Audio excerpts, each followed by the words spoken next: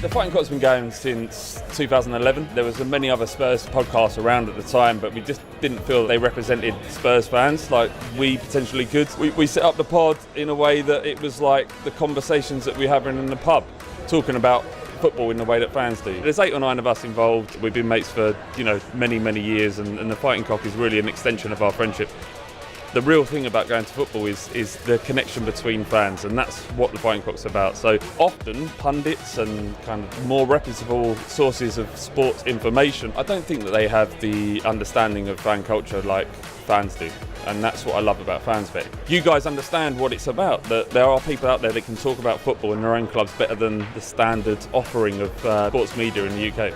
It's a company that's not trying to bring new people to betting, it's trying to create a new garden for them to bet in, if you like, somewhere different that benefits them as well, and it gives back to the fans.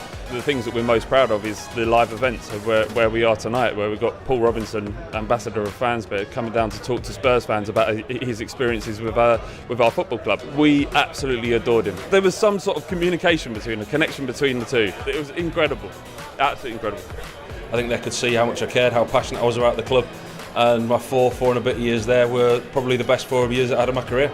FansBet have paid for every single person to come into a Fighting Cock social. In January, that's going to happen, and that's an amazing thing. What I loved about getting involved with FansBet is you guys understand what it is to be fans as well. You're all fans yourselves, and it made sense and made it so easy to be partnered up with a betting company that actually cares about the game. A proportion of the profits of FansBet go back to fan causes, completely underpinned by FansBet's contribution. It's an incredible thing.